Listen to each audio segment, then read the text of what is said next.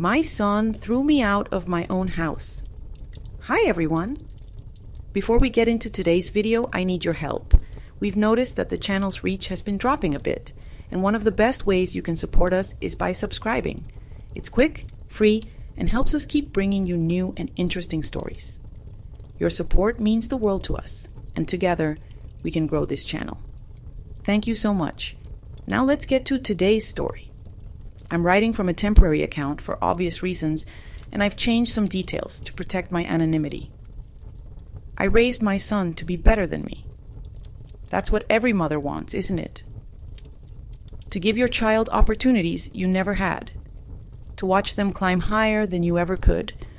To know that your sacrifices meant something. His name is David. He's 34 years old, married to a woman named Jessica, father to my only grandchild, Emma. And he threw me out of my own house like I was nothing. Let me start from the beginning. My husband Robert and I bought this house 42 years ago. We were young. I was 23, he was 25. And it took everything Robert died 4 years ago. Heart attack, sudden and brutal. One morning he was drinking coffee at the kitchen table, and the next he was gone. The grief nearly broke me. For months I wandered through this house like a ghost, unable to sleep in our bedroom, unable to sit in his chair, unable to do anything but exist in the spaces between memories. David was wonderful then. He called every day, visited on weekends, held me when I cried. He told me I'd get through it, that he was there for me, that I wasn't alone. "Mom," he said one Sunday afternoon, 6 months after the funeral, "Jessica and I have been talking. Why don't we move in with you? The house is too big for you to manage alone, and we're cramped in that apartment. It would be good for all of us. Emma could have a yard, you'd have company, and we could help with maintenance and expenses." It seemed like a perfect solution. I was rattling around in 4 bedrooms and 2 bathrooms, lonely and overwhelmed by the endless repairs an old house demands. Having family here again, hearing a child's laughter in these rooms, would bring life back to a place that felt like a mausoleum. "I'd love that," I told him. They moved in 2 weeks later. At first, it was everything I'd hoped for. Little Emma, 6 years old then, would run into my room in the mornings, climbing onto my... We watched movies together, celebrated birthdays, took Emma to the park. I felt like I had a family again. But slowly, so slowly, I barely noticed at first. Things began to change. It started with small things. Jessica rearranging the kitchen cabinets without asking. David suggesting I didn't need to be in the living room when they had friends over. Little Emma being told she couldn't visit Grandma in the morning because Grandma needed her privacy. I told myself it was natural. They were trying to establish their own routines, their own space within the shared house. I should be flexible, accommodating. After all, they were doing me a favor by keeping me company. Then came the bigger changes. Jessica wanted to redecorate the living room. She said the furniture was outdated, the wallpaper was depressing. I agreed to let her choose new curtains and paint, trying to be agreeable. But when I came home from my part-time job at the library one afternoon, I found that she'd thrown out Robert's recliner, the chair he'd sat in every evening for 20 years without asking me. "It was falling apart," she said when I asked about it, not looking up from her phone. "We needed the space anyway. I ordered a new sectional." I stood in the empty corner where his chair had been and felt something crack inside my chest. "You should have asked me first," I said quietly. She glanced up then, her expression impatient. "Carol, you have to let go sometime. The house needs updating. We can't live in a museum." David, who'd been in the kitchen, said nothing. That should have been my first warning. The changes accelerated. They took over the master bedroom, saying it was silly for me to have the biggest room when I was alone. I moved to the smaller guest room without protest, telling myself it didn't matter, that I was being childish to care about such things. Jessica invited her mother to stay for a week without consulting. When I tried to talk to him about the changes, about feeling like I was being pushed out, he'd sigh and say, "Mom, don't be dramatic. We're all just trying to coexist here." Coexist. As if I were a tenant in my own home. Jessica began making decisions about the house without including me. She hired contractors to renovate the downstairs bathroom, using the money I'd set aside for property taxes. When I objected, she said David had approved it. "It needed to be done," David said when I confronted him. "The bathroom was falling apart." "But that was my money," I said. "For taxes. Now what am I supposed to do?" "We'll figure it out," he said vaguely, already turning back to his laptop. I started eating dinner alone in my room. It was easier than sitting at that table, feeling like an intruder, watching Jessica and David exchange looks I couldn't interpret. Emma still visited sometimes, but Jessica would call her away after a few minutes, saying Grandma was tired. I wasn't tired. I was being erased. My friends noticed. Margaret, who I'd known for 30 years, asked me point blank one day over coffee, "Carol, are you all right? You seem diminished." I tried to laugh it off, just adjusting to having a full house again, but she wasn't fooled. "They're taking advantage of you. Anyone can see it." I changed the subject, because what was I supposed to say? That my son, the boy I'd raised, the man I'd sacrificed everything for, was allowing his wife to push me out of my own home? That I'd become invisible, irrelevant, a burden? "We need this room for Emma. She's getting older, needs more space. We thought you could move into the basement. It's finished. There's a bathroom down there, and it would give everyone more privacy." The basement. She wanted to move me into the basement of my own house. "No," I said. The word came out harder than I'd intended. Jessica turned to face me, her expression cold. "Carol, be reasonable. This is a family home now, and we need to make decisions that work for everyone." "This is my house," I said, and my voice was shaking. "Mine and Robert's. I've lived here for 42 years. You've been here for 2.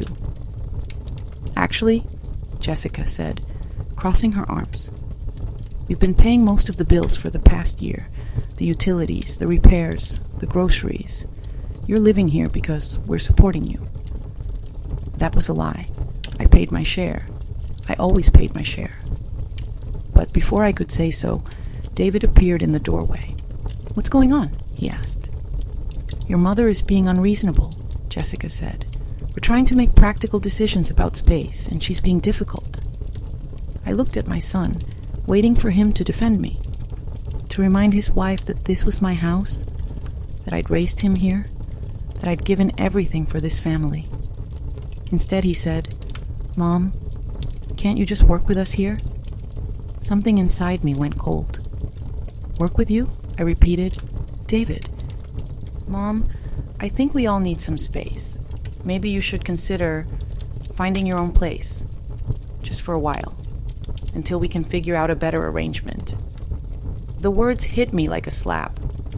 "What?" "You're not happy here," he said, and he couldn't meet my eyes. "We're not happy? It's too crowded, too tense. I think it would be better for everyone if you got your own apartment. Something smaller, easier to manage. We could help you look, help you move." "You want me to leave?" "I want us all to be happy," he said. But it was a lie. I could hear the lie in his voice. Jessica stood beside him, her face impassive, and I understood.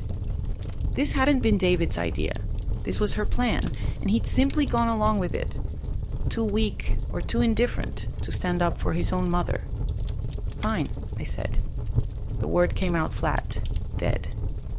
"I'll leave."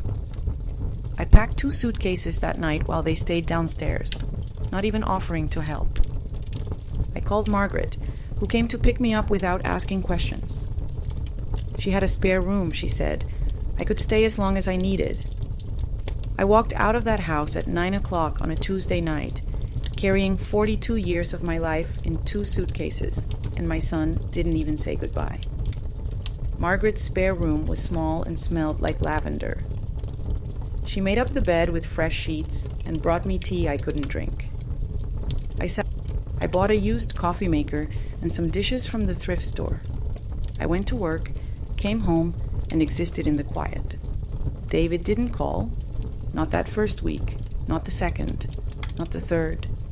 I heard through Margaret, who heard through a mutual friend, that they were doing well. Emma had moved into my old room. They'd repainted it pink.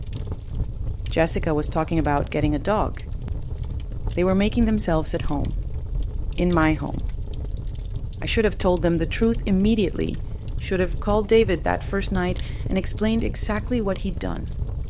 But I was hurt and angry, and something in me wanted him to stew in his own choices for a while. Wanted him to live in that house, making plans for renovations and redecorating, thinking it was all his. So I waited. I went through my papers, organizing everything carefully. The deed to the house, which had been in mine and Robert's names, had transferred entirely to me upon his death. I'd never added David's name to it, though he'd assumed I had. He'd assumed that, as the only child, he'd automatically inherit, that the house was already practically his. He was wrong. I met with a lawyer, an old friend of Robert's. I explained the situation calmly, without emotion. The lawyer listened, made notes, and then laid out my options. I could sell the house and split the proceeds with David. It was a Saturday afternoon. I was at the laundromat, folding my clothes, when my phone rang. I stared at his name on the screen for 3 rings before I answered. "Mom?" His voice sounded wrong, strained. "Hello, David?" A pause. "Mom, we need to talk. Can you come by the house?" "Why?" Another pause, longer this time. "Just, please. It's important." Something in his tone made me agree. I finished my laundry, drove across town, and pulled up in front of the house I'd left 6 weeks ago. It looked different. They'd repainted the front door. Jessica's car was in the driveway where Robert's old truck used to sit. David met me at the door. He looked terrible pale, exhausted, guilty. "Come in," he said. I followed him inside. Jessica was in the living room, sitting on the new sectional that had replaced Robert's chair. She didn't look at me. "Mom," David said, and his voice was shaking slightly. "I need to ask you something. The house, the deed, is it in your name?" There it was. "Yes," I said simply. His face went white. "All of it? Not mine?" "All of it. It's been in my name since your father died. Before that, it was in both our names. It was never in yours." Jessica made a small sound, quickly suppressed. "But I thought—" David stopped, swallowed. "I assumed you had added me years ago, or that I didn't—" "You can't just take it away from us. We've put money into this house. We've made improvements." I looked at her for the first time. "You threw out my husband's chair without asking. You spent my property tax money on a bathroom renovation I didn't approve. You tried to move me to the basement, and you convinced my son that I was the problem. Carol, Mrs. Thompson," I corrected. "You've never earned the right to call me by my first name." David stepped between us. "Mom, please, let's just talk about this calmly. We made mistakes. I made mistakes, but we're family. We can work this out." "Work it out how?" I asked. "Should I move back into the basement like Jessica suggested? Should I tiptoe around my own home, grateful for whatever space you decide to give me?" "No," he said quickly. "No, of course not. You could have your old room back. Things could go back to how they were." "They can't," I said, "because now I know exactly how little I matter to you, how easily you chose her over me, how quickly you were willing to discard me when I became inconvenient." His eyes filled with tears. "I'm sorry. God, Mom, I'm so sorry. I don't know what I was thinking." She just kept pushing, kept saying we needed our own space, and I was tired, and You chose, I interrupted. At every turn, you chose. You chose to let her throw out your father's chair.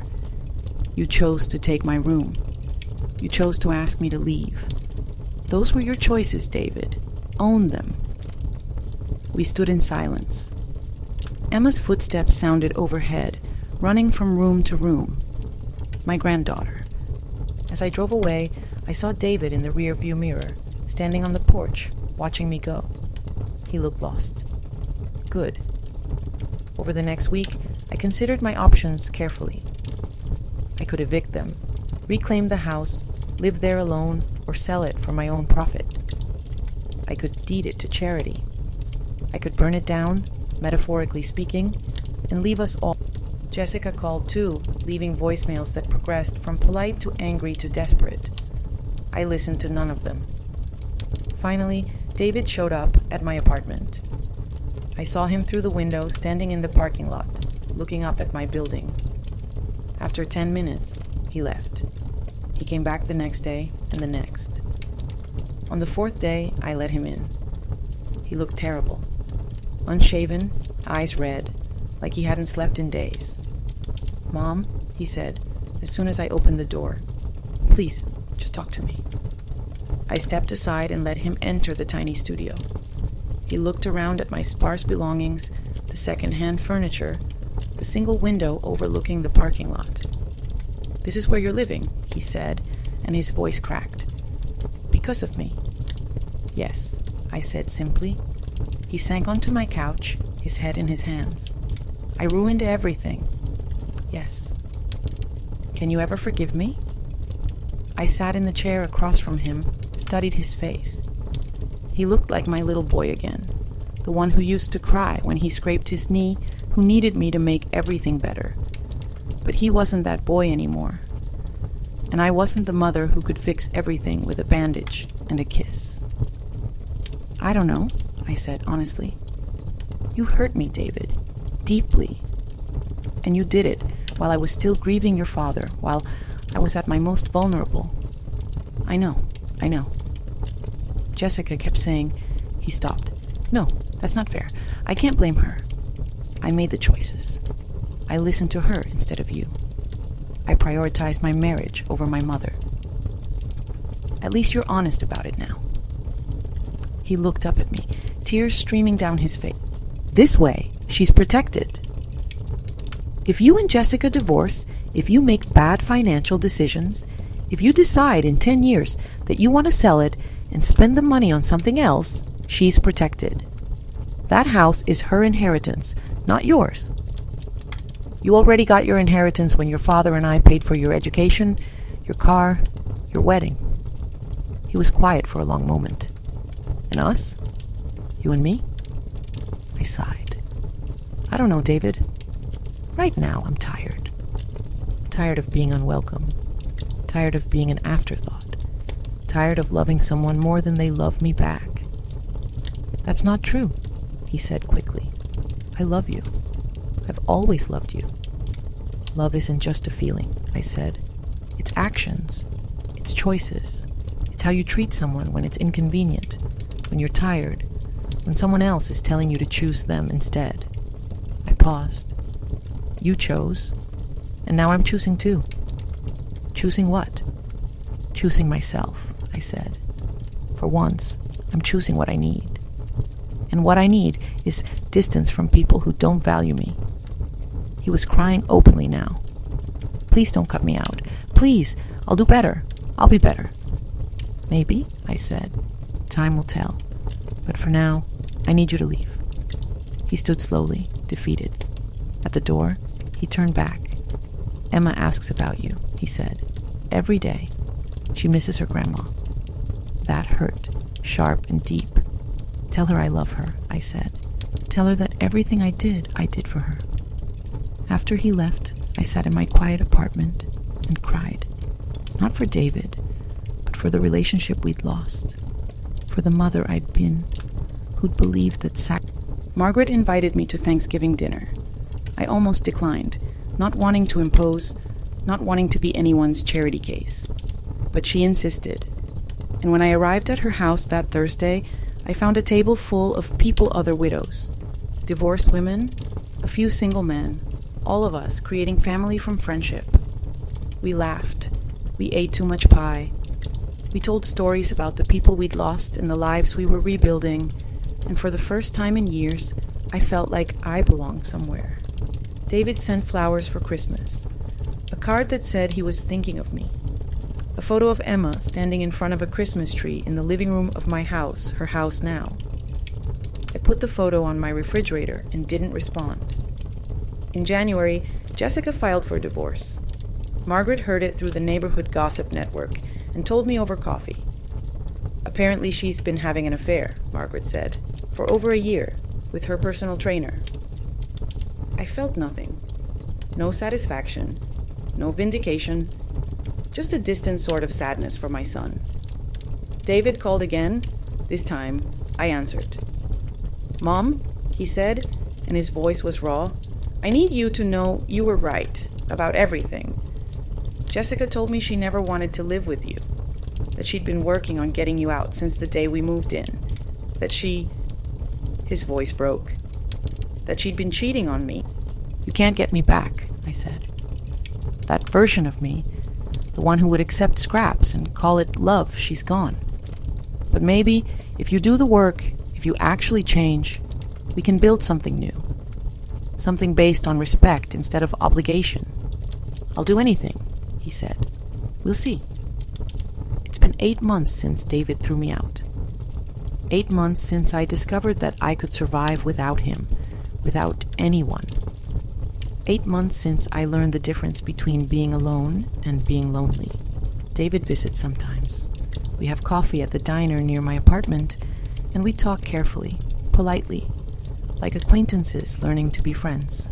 He's in therapy now, working through his tendency to let others make decisions for him, to prioritize peace over principles. He's trying. That's something. Emma writes me letters, delivered by David. She tells me about school and her friends and how she's going to keep the house forever. The house where her daddy grew up, where her grandpa built furniture with his own hands. "When I'm grown up," she wrote in her last letter, "you can come live with me if you want, and I'll never, ever make you live in the basement." I laughed when I read that, and cried. Maybe someday I'll take her up on it. Maybe someday I'll walk back through that door, not as a tolerated presence or an unwelcome burden, but as a welcomed guest in my granddaughter's home. But for now, I'm content here. In my small apartment with my second-hand furniture and my hard-won peace. I work at the library, have coffee with Margaret, take walks in the park.